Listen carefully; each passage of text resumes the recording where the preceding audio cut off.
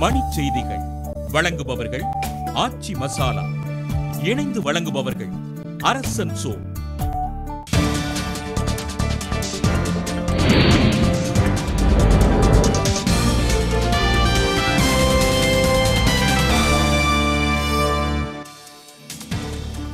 ஆதர்ஷ் வழக்கில் சர்ச்சைக்குரிய நிலம் பாதுகாப்புத்துறைக்கு சொந்தமானது அல்ல என இடைக்கால விசாரணை அறிக்கையில் தகவல்.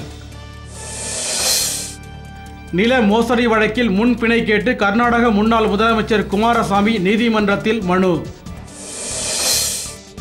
புதிய தொலைத்தொடர்பு கொள்கை வரும் மே மாதத்திற்குள் கொண்டுவரப்படும் என நடுவண் அமைச்சர் கபில் சிபல் தகவல்.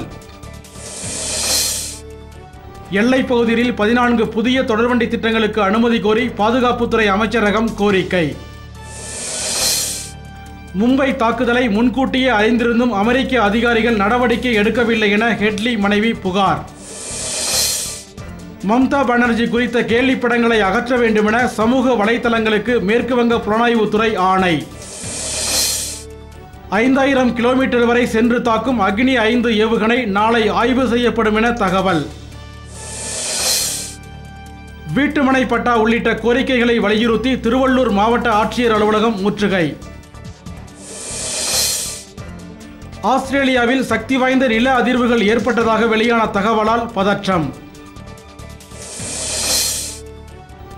ஐபிஎல் மட்டைப்பந்து போட்டியில் 5 விக்கெட் வித்தியாசத்தில் ஹைதராபாத்தை தோற்கடித்து ராஜஸ்தான் வெற்றி. மணிச் செய்திகள் வழங்கியவர்கள் ஆச்சி மசாலா. இணைந்து வழங்கியவர்கள் அரசன் சோ.